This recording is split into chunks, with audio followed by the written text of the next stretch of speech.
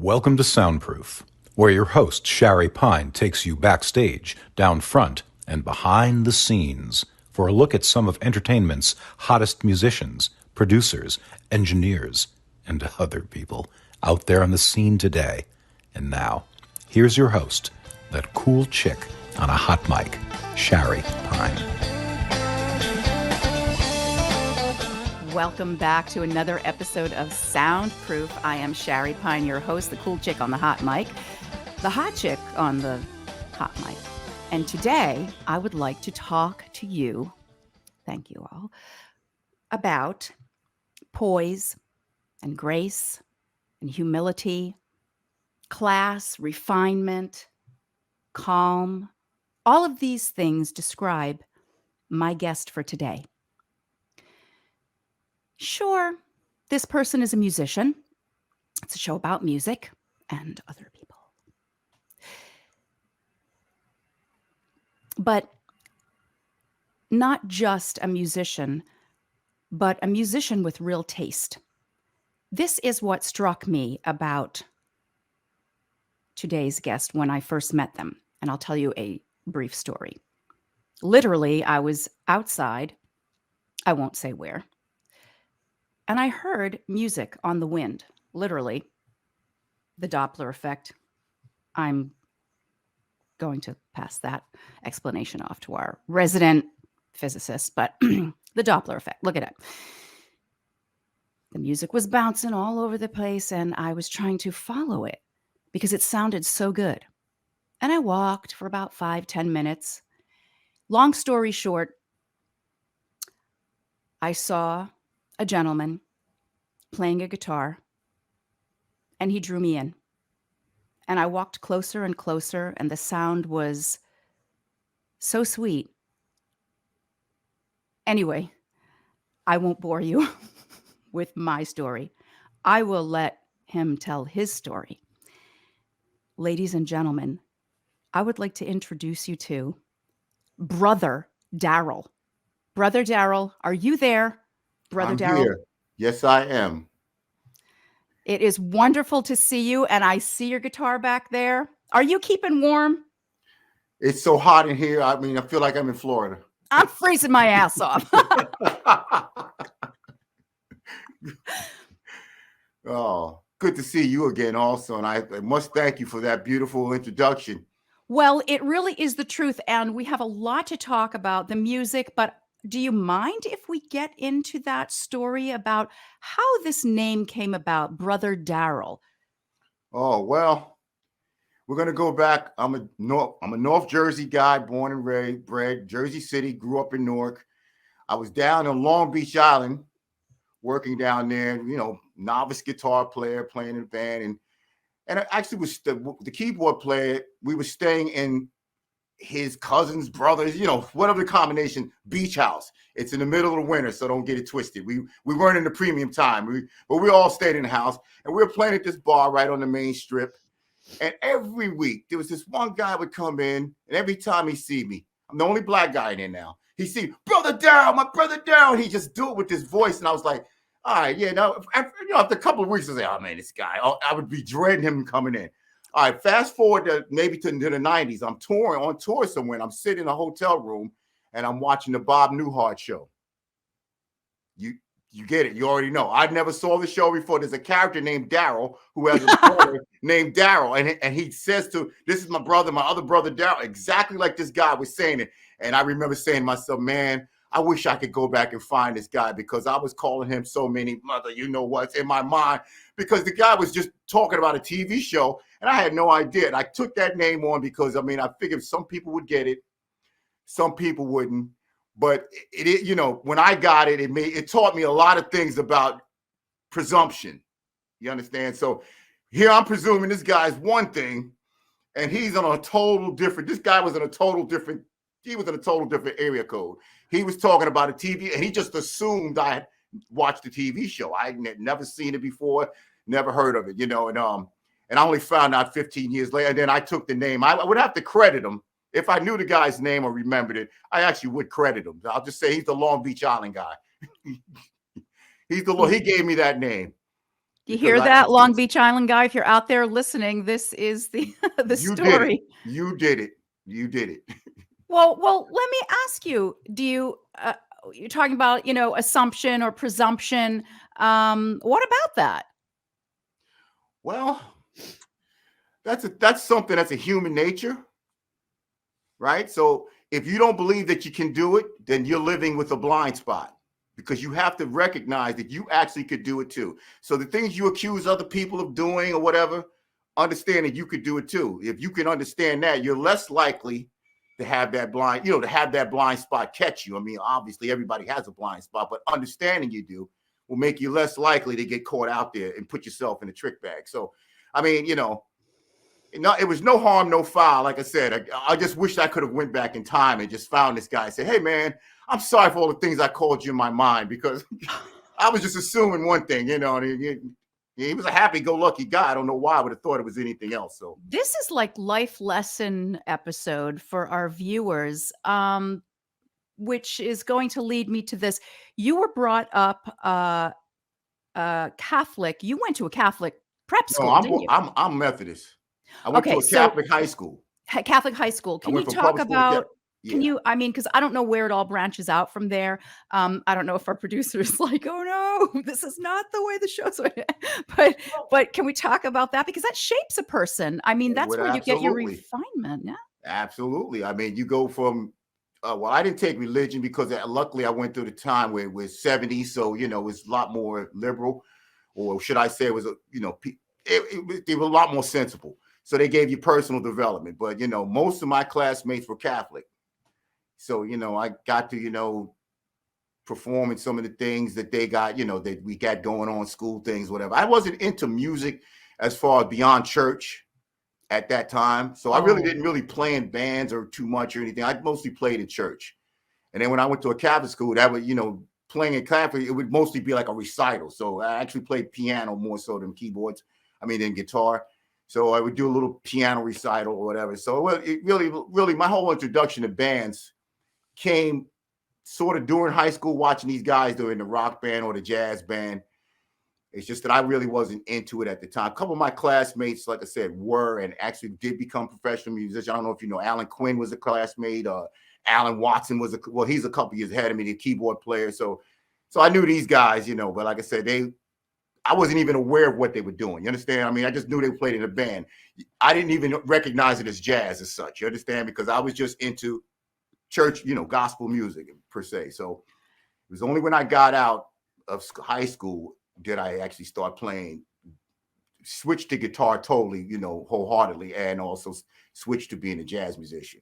Okay, we got to talk. We're going to get to the jazz. We're going to get to the blues. We're going to get to the rock and this and that. I want to go back to the church. Yeah. I want to get. It's an interesting thing, because once upon a time I wound up on a 3 Express out to New Lots Avenue at the House of David, big Jewish Star Church. Yes. And it was an amazing church experience. I mean, everything you see and you read about, I read about or see, as far as like everything, the tambourine, they had a full house band up on stage. Right. I mean, okay, it was Baptist. I know you're Methodist, whatever it is. Here we go again.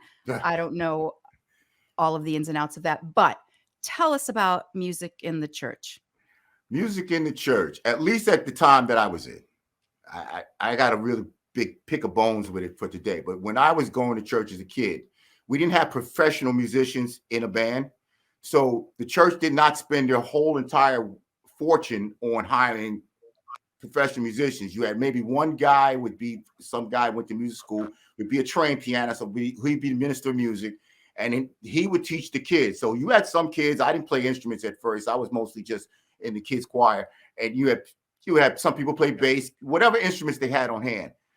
And that was a very organic way of learning, because, by the time, if you started at 8, by the time you were 12, you at least knew all those church songs that you played, and you knew them in and out. And church, I would even say to a degree it is now, some churches, but not most of them. Most of them back then was a nurturing environment for an artist, whether you be a person that was trying to learn how to be an orator, So reciting poems or pianist or whatever it is you did, because the people were there to literally support you. So you never had an audience that was sitting there like, gruff face, or nobody in the audience did what you did. So there was none of that type of professional. They were throwing stuff. Yeah, they were there. It was very supportive, and it sticks with me today. So like if I were to go back to playing in church now, I could only go back to playing in the church that I grew up in. I've gotten kicked out of churches. Guys would say, man, don't come in here. You bring, because I would tell the pastor straight up, dude, I don't know why you're hiring us. Look at all these kids in this church. Oh, I'm not into that. I don't believe in pimping the church. That's not, they got enough of that anyway. But I mean, I don't believe in that, because this is what you're supposed to do. You got the kids there. You take them and you nurture them. You teach them. So you got there and looked. You were hired musicians, and then you looked around and saw that. Wait a minute. You have your resources right here. What are we doing here? Yeah, these guys would be going broke. They would be robbing Peter to pay Paul to pay the band. And I grew up in church, so I'm not a musician. I was never a hired gun. I mean, until I became a hired gun. I mean, I grew up as a church musician, or as a church, just going to church because my moms took me there. So I was, I didn't grow up like a guy would grow up now and say, man, like you see a guy now, man, you should move to the Carolinas, because allegedly, if you move to the Carolinas now, you could work in 5 churches a Sunday. Now, I get it, and then I don't. See, I'm not going to go into a place that has a certain reverence. Even if I don't necessarily believe in it, I will respect it. I'm not going to go in there and then say, well, I'm going to manipulate this, and I'm going to, dude, that's like bad karma. So, I mean, I know it's superstitious. Maybe it sounds like it, but I was never raised like that, and I just could never get into it. Just never could get into it. And it's weird, because now with this global thing going on, that's one of the best gigs you can have, to go in. So I know a lot of people that play drums that can play a little keyboard. They go into church because the churches can't afford a professional pianist, a guy that really. They need a one-man band, right? They'll get maybe a guy like myself. I can play piano. I would never take a job as piano, because I would be taking a job away from a guy that can actually put a foot in that job. I don't. Yeah, but if he doesn't step up to do it, then it's yours. Well, but I do it in my church. Yeah. I would do it for no money. You see? Right. Do it for no money. But in the other venues, churches, where they can't get anybody to step up and do it, then people like you can do it and get paid. Yeah, I would have to pay me food and pay me my thing. I would feel weird about you paying me $300 a week, and I'm fumbling with the music every week. Every week. I would feel weird about it. I'm sorry. I just would feel weird about it. I don't think I'm going to retract that. I'm not sure that some of the viewers and listeners realize that church music and spirituals with the gospel was the precursor to rhythm and blues music. Can you talk about that? Sure. So if you're going to talk about that, then you have to go way, way back. So I went to a family reunion, I want to say about 25, 30 years ago, in the 90s at some point, in Alabama. Go to the church. They had no musicians. So they would just get up and start singing. That was the roots, right? So then you start having the blues guys. A guy could sit there with a guitar or one of those, washboards or whatever. They're coming straight out of that, because those sometimes would be the musicians. These churches couldn't afford pianos and organs. So they would always have a guitar, or somebody was telling me banjos, like in Mississippi, those type of places. So yes, when they got into the blues, early blues, they were telling stories, pretty much changing the words of spiritual songs, just changing the words, and putting their own stories in, and really juicing them up, really taking them the opposite direction from heaven to another place, Well, that eventually happened. It didn't start out like that at all. No, but it pretty much eventually happened pretty quick. Really? Yeah, pretty quick, because you figure the people who wanted to hear music just like now today on a Friday or Saturday night, they don't want to be preached to. They want to have fun. They want to excuse your behavior. They just want to excuse behavior. Or I shouldn't say that's not what they want to do, because it's probably not that deep. But it helps that atmosphere. So if you're in a brothel, in a place where they're drinking, and somebody starts singing about some woman with a mole in her butt, you're going to enjoy that place more than you're going to enjoy the church. You understand? You wouldn't want somebody preaching to you about, whatever Right. in church in that situation. Which is very ironic, don't you think, Darryl? Because now we've come full circle, and the music, pop music today, gospel, blues music, rhythm and blues is all about God now. Yeah, a lot of it is. A lot of it of is. it, yeah. A lot of it. A lot of music now does. I got a theory about that because I remember when country music was really hot. It's still hot, but I remember when it was voted like the hottest thing, like maybe the late '90s. Or then you had all these artists all types of people started sampling country or trying to do a country song if they weren't country. So when I hear people doing God, that's why I love Luther Vandross, because they said Luther Vandross, they say, Luther, why don't you do a God? And he says, hey, he's like me. Well, he's older than me, so he would be brought up in the same tradition. Dude, I wasn't brought up in church in his case, and I'm not going to play around with that to just make a record. Now I wouldn't say that. I mean, not knocking Snoop, but you got Snoop Doggy Dogg making a gospel record and winning gospel. I'm not knocking it, dude, because anything can be, but I can only go by your behavior. So if you start preaching one thing, but in your behavior, then I have to say, okay, you got me on that one. Well, You did it. You got it off for that moment. Maybe he's been saved. Yeah, in that moment he was. Yes, he was. He was. But I mean, like everything, I wouldn't say everything's about God, but a lot of it is. A lot of it is. Gospel music has been so big now because now from the time I was in church, I would have to say the level of the broad base, because there wasn't a lot of people doing original music and gospel. When I was in church, you did hymnals, and what you might have did one or two big songs that were out, that were sort of big. But now you have so many gospel artists that when you go to church now, the standards are sometimes these songs that have been out for like 5 years. Right. So you will have to know Richard Smallwood. You're going to have to know Kirk Franklin. You don't necessarily have to know every song in the hymnal, because you can probably get away with doing 5 or 6 hits, and then they'll, the people, the pastor will love it. My mom's church is going through that now, So, So, Darryl, I would like to ask you, speaking of all of that, about now, particularly your music style, your progression from, uh, within guitar. Um, Well, okay. So once I was always playing guitar from like 3rd grade, but I was taking piano lessons. So, and when I say I was playing guitar because in 3rd grade, there was a kid, he was a bully. They gave out these little black song flutes. oh boy. And we all ran to get the song flute. And it was this kid who was a bully. He just snatched it. And of course, I was the odd man out at that point. And so my teacher was from California, Miss Sherman. She says, all right, Dad, don't worry. I'm going to teach you the guitar. I don't want a guitar. I want to play the, song flute, Oh, wow. So she taught a few chords, Puff the Magic Dragon, You Let It Be, these little Beatles songs. I mean, we didn't know who these guys were at the time, but I mean, those were the songs we were learning. And I would go to church. At that time, there was a camp called Camp Aldersgate in Jersey. It was a church camp, a Methodist camp, and then later just became an all church, like all churches. But it was a Methodist camp, and because I knew a few chords, me and this other kid, from another church, every year, I want to say from like 9 to like 12, we would play the guitars for the other kids to sing. Again, all these different songs, Sound of Silence, things of that nature. You had the little book with the songs in the chord grid for a long time. Right. I don't know where it is now, but simple songs with simple songs, tablature. basic, right? G chord, C chord, basic chords you would know.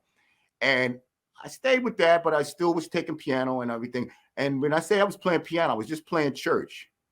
Wasn't playing in bands, and I wasn't even aware too much of, and I was in a neighborhood with a bunch of bands. That was the weirdest thing. I played sports too. Maybe that was why I didn't really know the guys that were in the bands as much, but I played in church all the time. So then I want to say after high school, I went to school for engineering, and I joined a big band at Essex County College. Oh, the big band, like swing band? Yes, with Aaron Bell, who is the bassist for Duke Ellington. Every week, because I knew my chords, I got the guitar thing. So I didn't know those chords, but I could read chord grids. So I learned them and I would be playing. Every week he would sit over and he'd go, B flat, baby, B flat blues, B flat. Then he would say rhythm changes. And I would just wait till I had the ear. So I'm waiting till they start playing and I'd follow. So one day myself telling on myself, feeling guilty. I said, hey, Doc, every weekend I said, you calling this out? What do you mean by the B flat blues? What do you mean by? He looked at me and said, you don't know? I said, no. He sent me to Jimmy Ponder to take guitar lessons with. And that's where it started, because once I got with him, he's a guitarist. So now, he could show me. You understand what I'm saying? It wouldn't be like somebody just telling me to do this and do that. He could actually show me. Well, I can confirm because we've played together. We've played music together. Right. Yeah. So I know what you can do. I've heard it and I've been struck by it, which is why we're talking. So yeah, go on. Yeah, he was the guy that I had a guitar teacher. I was taking classical guitar lessons. Before that, right in the high school with Mr. DiMatteo, who's I think he's still with us. And I was also taking lessons with this guy, Hayes Johnson, who was roommates with George Benson. And he was always trying to teach me, like, I'll remember April. And I'm saying to myself, I don't want to play that.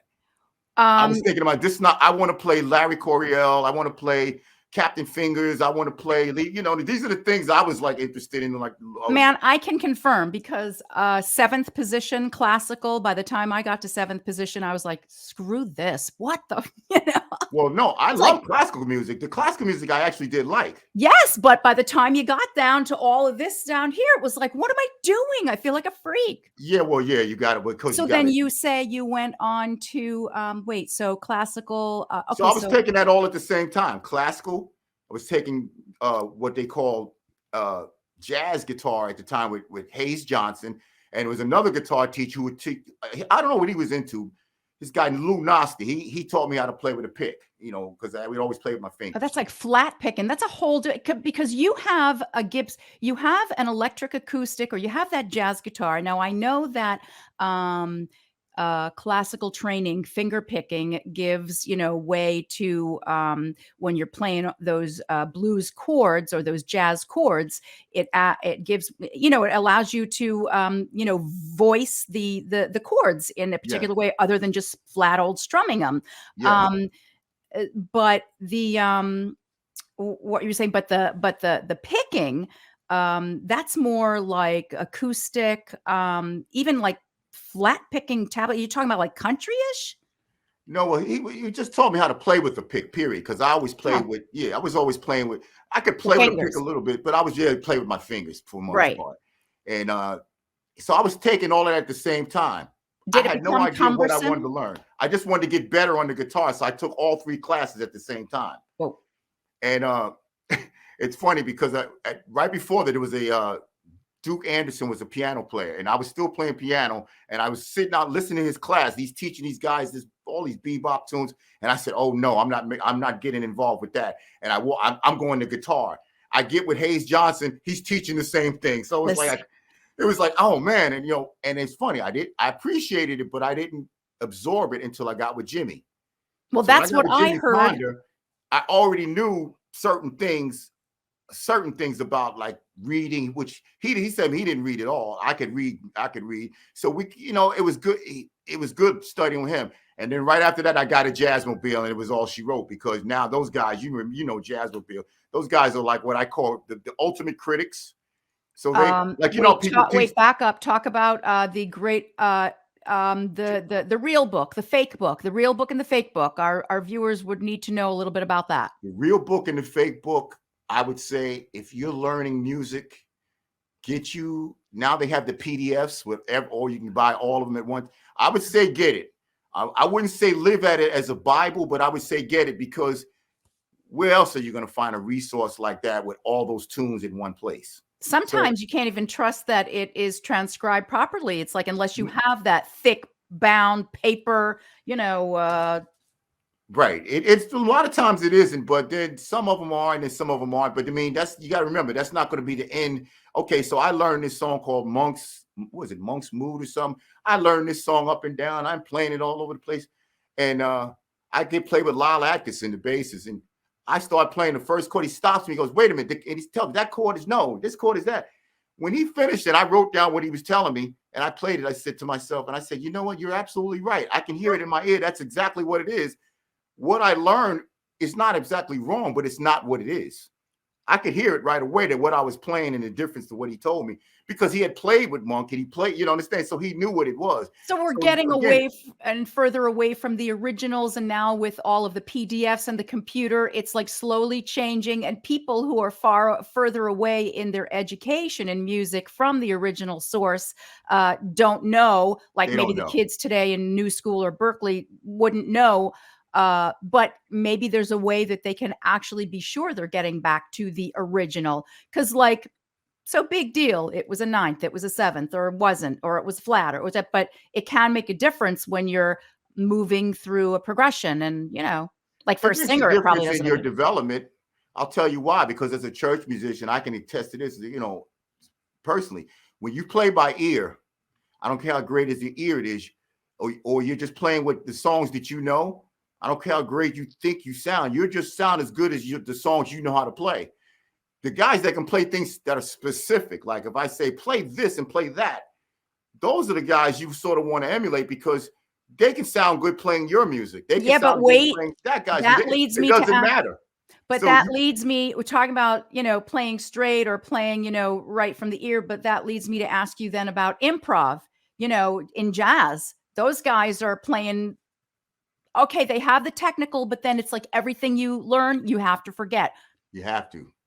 Well, Tell you know, us. or everything you learn outside of me, everything you feel, you have to channel into. Because see, the most boring thing you can hear, to me, my personal opinion, is a jazz musician, and in their idiom and their language, all you hear is jazz. I don't hear your life. I hear what you've pretty much memorized by rote, but I don't hear your life. I So don't hear your if a life. person is from Boston, I don't care how they cover it up. I can hear the Boston in them, especially if they start talking and they get comfortable. Oh And that's yeah, more, and that's wicked funny. that's more right, and that right, and that's more comfortable, and that's more exciting. That's more interesting than them trying to talk like, you know, kings and whatever, trying to talk all proper. It's way more interesting to listen to. So it's the same thing in music. So if your background is you know, rock, be true to that, because I mean that's what makes you who you are. Those things that you liked before, don't just give them up because the, you know, this new girl in town has new bow in her head. Whatever you liked before, incorporate it into how you see. So too many people get caught up in trying to make everything perfect, and that's not what jazz is. Really, I found out that's really not what classical music is either. I Well, thought that's it's what it is, but it interesting. really isn't. It's interesting that you say that, because with certain composers, you might be right. For example, Mozart, you're allowed to improvise a little bit. I mean, it's part of the spectacle in the show because, like, he was a freak anyway. He tried to murder sopranos. But, like, I think that right? But other Yes. composers, it's like, or maybe it's just the conductor. They want you to be by the book, by the note. You can't inflect. You can't go off script. You can't do anything. Oh, I get where you're coming from. See, you're coming from ensemble. See, I'm a guitarist, so my classical guitar experience is mostly solo guitar. I'm talking about soloists, arias. You Yeah, can't but you're playing inflect. with an orchestra. Yeah. So I can see what somebody is, they could be holding you back because what they are doing, because they're not understanding your persona of your musicality. You can hear the chords below you. So you could come up with something as, I hate to say this, but as good as the original line, maybe better for But your then we're not voice. singing Mozart. Yeah, so that would hint. I get it. That doesn't Very really sorry. happen with a guitarist as much, because when you're playing, I watched these pieces now. Thank God for YouTube. I watched the great ones, Segovia, or you know, all these guys, Julian Bream and all that. Oh, Andre Segovia, yeah. Yeah, and Bream and all these dudes, and they turn things around all the time. So I follow the text with. I'm like, where is this? And, you know, where is this? And you know, it's not on the paper. This is how he hears it. This guy grew up here, and Narcisco Yepes grew up here, so this is how he hears it. And, you know, so they do it too, but they're playing solo guitar. I mean, I guess it can be said, maybe it's a personal choice. I guess I do want my, you know, I want my doctors to be like this, and I want my music to be like this, rock Right. music, okay, whatever. But my, classical has to be like real purist. I can't, deviate from. So maybe that's what people compartmentalize, maybe like that. I don't know, like art.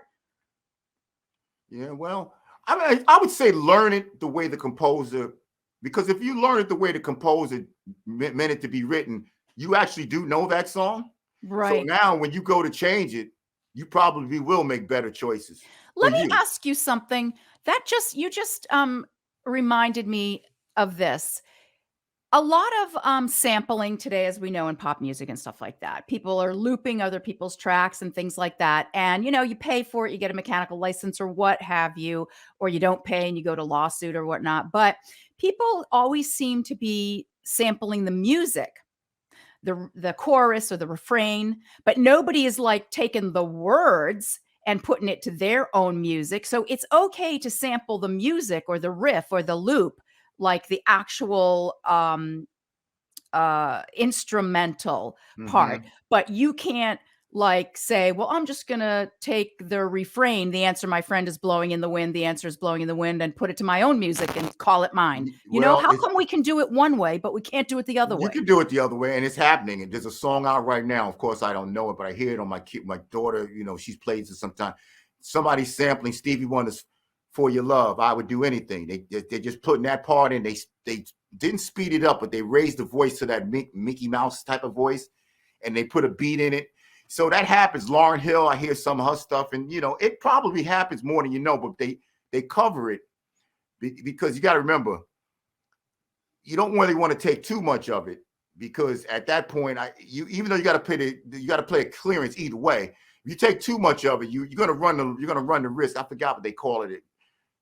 You run the risk of ruining the brand of the original song. You could actually be sued for that. So I think that's why they don't do it. A lot of people, Okay, so like James Brown, I guess everybody sampled him. It takes two right, to make. It takes two to make. Okay, so that little yeah, boom. You know what I'm right, talking about. right. Okay, but they truncate it. Like you said, they can only take a little bit.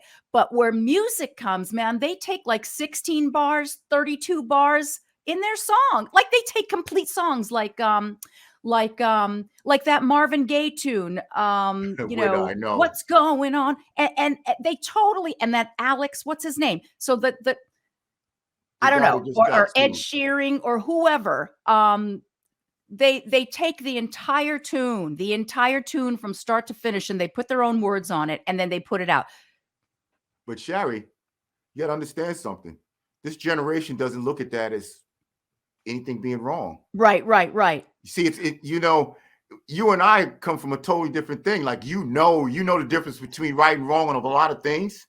Some things that would be considered wrong when we were growing up, they don't even consider it one way or the other. I mean, It's I wasn't even thinking inconsequential. wrh or right. I just No, wanna know not wrong or right. how Okay, to so do it. I wanna know how to do it. No, okay, I'm yeah, kidding. well, yeah, I got you. Well, the biggest thing, I used to ghost write. I can't speak on who, but I used to work with a lot of people who ghost write or write for people. And biggest thing I learned from being around people who do that first thing I learned is that as a musician, we're always going to be exploited by people with no talent because we do it for the love. So anytime you love something, you're always at a disadvantage. But one thing that I learned was Oh, is that my problem? because you doing it for the love. Ultimately, I don't care if you say I want to be paid this. You're ultimately doing it for the love. But The they would problem, always people, is say, love. Brother Darryl just said it. We need yeah, to break for 2 seconds. The problem is love. You have to stop loving. you gotta do Love only leads to heartache and hate. So you gotta have build heartlessness in 4 your heart. walls around yourself and stop loving. Yeah. Go on. Right, exactly. They would always say, hey, Darryl, think babyface, and so now I'm playing the chords because I would always be the guy that plays the chords because I'm the only musician in the room. One guy would be a DJ, another guy would have the Pro Tools, another guy would be the manager of the artist, and they would always get the songwriting credits or whatever, and you just sitting there getting $1,500. A couple of years later, you might hear that song or pieces of that song. So I'm just saying, that's how they don't look at that as being. They look at it, that's the way to operate. They want points on the record sales. Well, they're not going to give you points. Like I said, they're not going to give you points. Like I said, you have to be in on that whole type of, you have to be in on that mentality. Like I wouldn't have even thought to even ask for it because I wouldn't think that we were going to go in the studio and we're going to take a guy's song and break it down and then take this piece and put it over. I wouldn't think that. I thought you were going to sing, I was going to play behind you. If we make it to the room where it's all happening, then we better know. But then on the other hand, like Lizzo, Taylor Swift, everybody's talking about how I got ripped off. One day I was having coffee with my friend and I said, "Oh, isn't the sunshine so beautiful? And here's my song, boop, sunshine so beautiful." Everyone's popping and locking to the song. And like now I'm getting sued because they had it in their notebook first. I don't know. Well, the beautiful thing about the thing that you can protect yourself from that, when you finish something, put it out. Put it out. Don't shop it, because I'll tell you from firsthand experience, when you shop a song, all you're doing is giving ideas to producers. That's all you're doing 99% of the time. Even if it's a person you know and trust, they're in such a high pressure pressure type of job or whatever it is that they call their job, that they can't help themselves. They might not want it. They just can't help themselves. I was sitting in a room one time, and the guy, he played the guitar. He starts playing. I'm like, and I played something. He says, "No, that's not it." Then about an hour later, he played the same thing. He goes, "I think it should go like this." And I'm thinking to myself, didn't I just tell you that? Didn't I just tell you that? Because, but that's what you're dealing with, So right now, all I do is focus on, now I'm focusing on my home. But before the pandemic, I was working on finishing my catalog. So I was looking, just trying to put songs together, putting together the right singer. I'd sing a little bit. I would sing some stuff or what I was just trying to get it all done and put it out. This way I can forget about it. Because if you put it out, it's in the air. If it happens, it happens. If it doesn't, but you're finished with it. You don't have to think. Got you. Song. So that's what you want to do. If you do that, then you gave it your best shot in that respect. Because right now, there's so much music out there to sit there and say, I'm going to promote. You're dealing now with an industry of, I'm a promoter. Give me $25 a month and I'll promote your song. And I will promote it. You and 2,000 other people I got giving me $25 a month. So that's not real promotion, So that's the newest business, that's the newest thing right now. Okay, well, you just described social media, which is another reason why, let's break for 2 seconds. Love. Get off of social media. Do not love one another. They're out to get you. They're out to, your social media. Well, social media for me is just, it's actually an escape from reality, and it's actually an escape from reality from work. So I might be sitting here sometime. I was on my roof last summer, and I was like, man, and I'm looking down. I was on my roof last summer contemplating jumping off. Well, I had to fix it first, but then I said, let me get down here.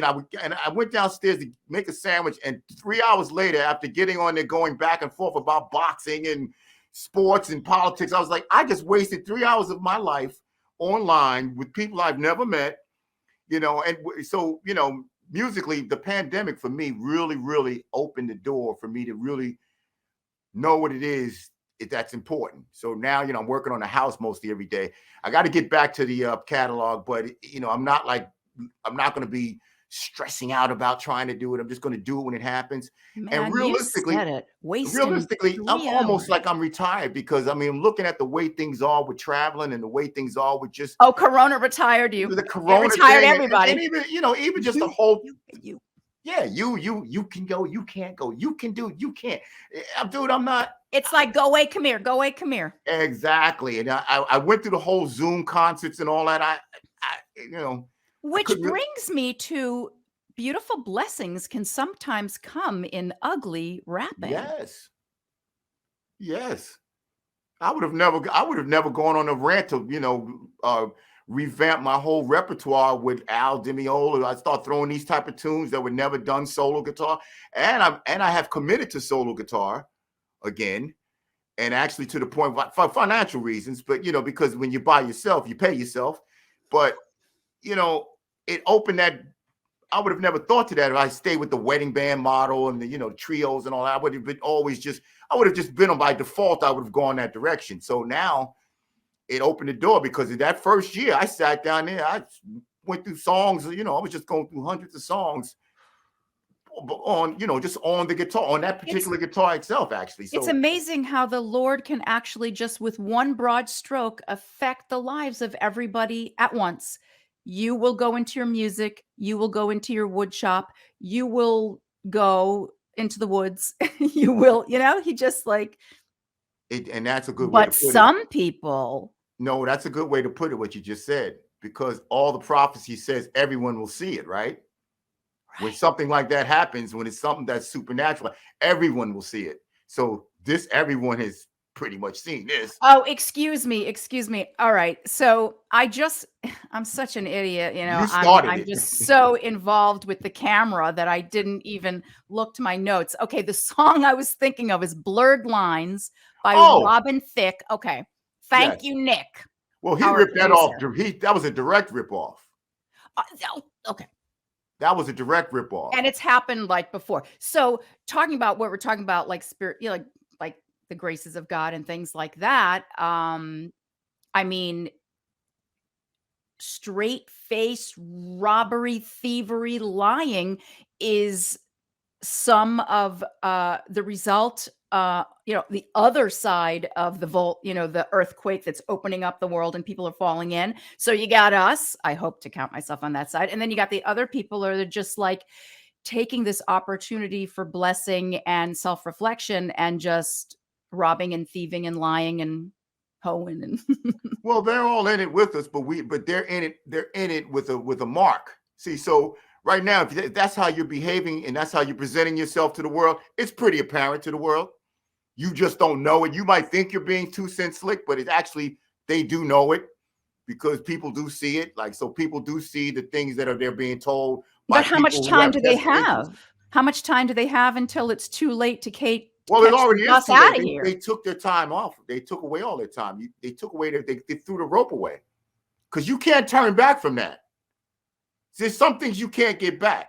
Like you said, oh, maybe so-and-so got reborn. You can't reborn in a moment that was in a rebirth moment, and you choose to just say, I'm not rebirthing, and I'm tearing up the contract. You can't come back with that. There, you tore the contract up. Well, Because wait it a was there minute. for you. You know what? I tend to agree with you, but I'll play devil's advocate and ask you, isn't that the definition of like being reborn? I mean, like returning to, so you, in the moment of rebirth, like this whole Corona thing maybe is like a reset for people. And some of us are going into the blessing, but others of us, like you say, are saying, no, I'm ripping up the contract. I'm not doing. Do they have time to say, wait, I made a mistake. Let's glue it back together? Nah, they set themselves up.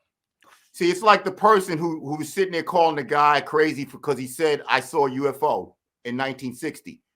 What they call this guy crazy. 60 years later, what does the Pentagon say? Well, there are things we can't explain. See, so now you can't go back to that time when you said, oh, I'm sorry, you were, dude, you actually ostracized this poor guy. And so in that moment, instead of you choosing, well, I don't know, so I'm not going to sit there and call a guy a liar. I'll shut up or I'll just give him a beer. No, you took the dirty road. You treated him dirty. You can't go back on that.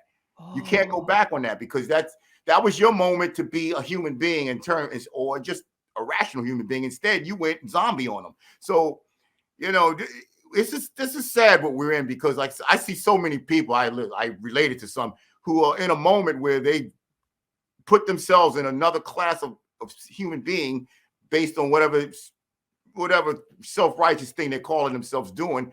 And, like I said, I'm a born dissenter. So I always know that, I'm going to always come out and not, in my mind, I'm saying, well, I wouldn't do that to that person because but like I said, I keep track of my blind spots.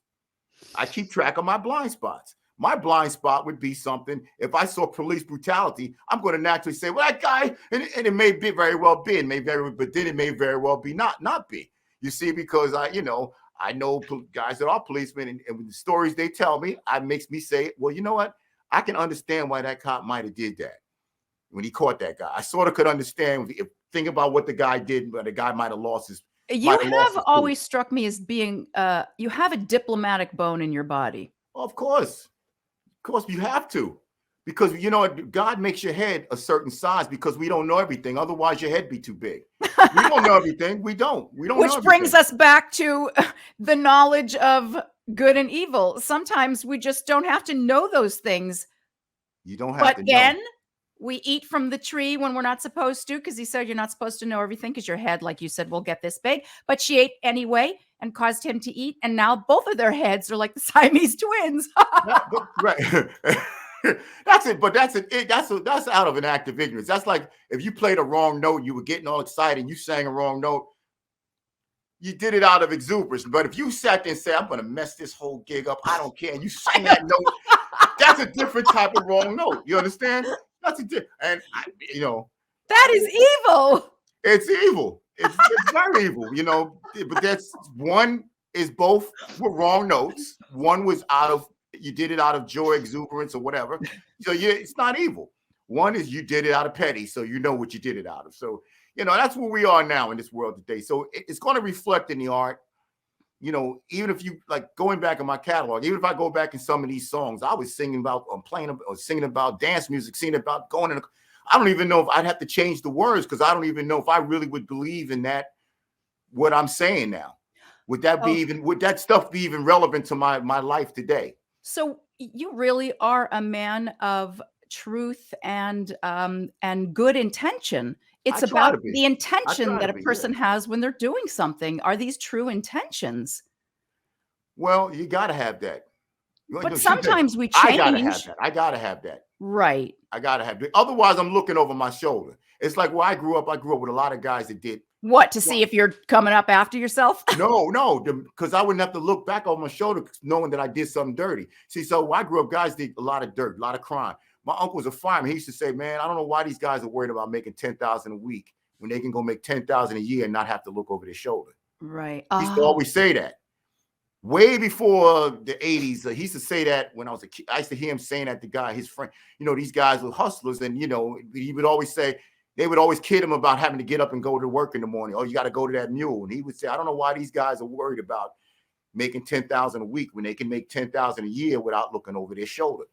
And that goes in life for anything. If you do something and you didn't do somebody dirty, you necessarily don't have to have regret. But now if you did dirt, if you're a thinking person, most of the time it is going to bother you because you again, those are one of those things maybe you can't really make up for it. So it might bother you forever.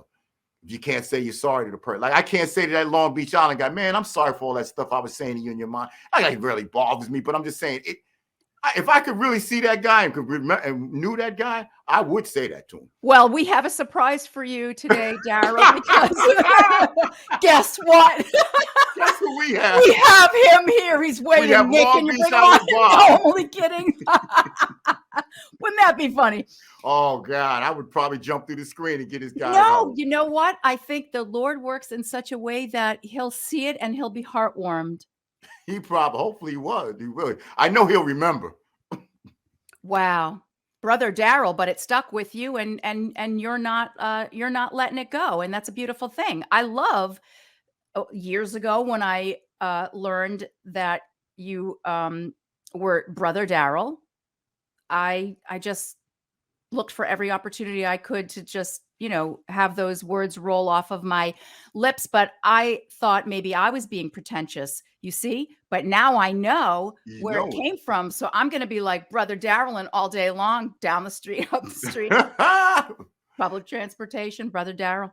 Yeah, right. No, yeah, that's. Brother Darryl, do you have, because we're almost wrapping it up, do you have any words, parting words for our viewers in the way of the topic of discussion today, which was music, and it was very broad. We went everywhere, and thank you for that. And in the way of just moving forward in faith, because I believe that you are a man of faith. Well, I'll start with the moving forward with faith before I get with the self-promotion. Let me do the self-promotion first. So I left out a big story. A good sax friend of mine, sax player, Robert Lanham from Philadelphia. We had a band together, 2009, called Mad Flow, MADDFLOW, Mad Flow, the band. So you can look that up on iTunes, some of the music we did, instrumental, so-called smooth jazz. Okay, that's one thing. And look out for me, a Brother Darryl. I think I'm your Brother Darryl on Facebook. I will try a Mad Flow. Look out for all of that stuff on Facebook. Because I am going to start redoing my catalog sooner than later. But the parting words on moving forward is move forward in who you are. You don't let. you don't let anybody define you at this point. I mean, I know that's an old type of advice. I'm not the first person to say that, but for moving forward now, it is very imperative that you cannot let anybody define you, because right now the definition of a human being is becoming cookie cutter. So we're not cookie cutters. We're not guinea pigs. We're not hamsters. We're not widgets. Each of us is very, very different. And if we can get back to that, we actually will get out of this musical dark age, because we're in a musical dark age right now where they're sampling going backwards and telling you that it's something new, and that's not the case. So the reality is the new is in you, but you gotta make sure you don't let anybody define you. You gotta make sure that you believe in you enough, or just love you enough. Forget the belief, that you love you enough to know that, hey, that song that I hear in my mind, that's what I want to do. And I don't care what you want to call it. That's what I want to do. I'm going to call it a Darryl song, a Shari song, a Pete song, a Long Island Bob song, whatever. You're going to call it whatever you want it. But just moving forward musically, just any artist, that's what we got to do. We can't move as a genre seeking, or we can't move as spiders. Don't go to places that just to be networking. That's a spider. You're not a spider. Go to places you only feel a vibration in, and you only feel that you can contribute to, or even that you want to, be a part of. So, I mean, I really can't explain that, because that's a little deeper beyond my pay grade, but that's as close as I can get to a move parting word. I'm sure somebody can get something out of it. That was Brother Darryl, Yeah. everybody. Words to live by. Thank you. Thank you very much. Will you come on and see us again sometime? I will, and you and I can do a song as soon as you tell me you can record at your home. I could send you a track. I know you can. Let us know your socials. You could send it, and we can. We're going to do Mad Flow and get you on Facebook and all your other socials that you can think about. So we can get that out there. And thank you very much. Have a happy holiday. You also, Shari. Thank you. And the producers. Thank you. God bless. God bless you.